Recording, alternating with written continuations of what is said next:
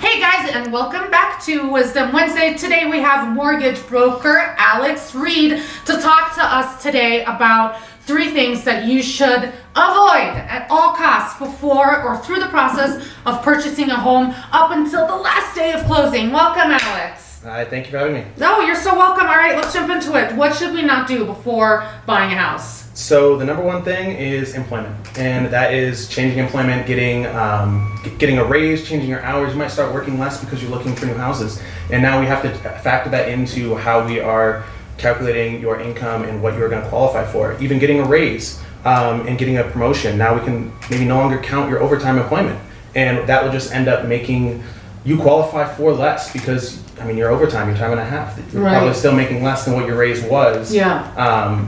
Not being able to count that overtime. So Alex, when in that process does that happen? Can it is it 15 days in, or is it can it be up to the last day? What's the deal with that? Yeah, so generally it's going to be not until verification of employment, unless obviously the client tells me first, which is going to be day of or day before closing. Could you guys imagine? That? Honestly, the day before you're supposed to close in your house, because you got a promotion, now you can't close, and you can maybe have to start this process from the get. Yeah, that's wild. Probably 30 days more. Wow, that's so crazy. All right, number 2. So your next thing is going to be assets, and that's just you might be purchasing things for your home. I've had many times people purchase a new car during the closing just because they're in a good spot. You're purchasing your home, and now you think, let's start buying new things, and purchasing a car that's going to increase your liabilities. It could even be something as simple as purchasing a new TV, a new fridge for your new home that you don't have yet, but because you looked for that line of credit or looked for that new purchase, now your credit's different, your assets to liabilities is different, and your debt to income ratio is going to be different. That's so crazy. I actually had a client who bought a car a couple of days before closing. Guess what happened? I had one happen 2 weeks ago. That happened. Nothing happened, right? Could he buy the house? Was he able to? We were able to get him to buy the house. It took 30 days longer because we had to restart the process, and he had to sell the truck that he paid for,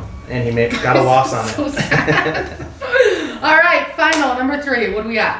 And the other thing is probably the most important because people think that they're doing it to benefit them, and that's just paying off anything without discussing with your broker, your lender, your agent, and that's just because you could pay off a debt and it's actually going to decrease your score because it could have been your longest outstanding credit line, which is 35% of your credit score.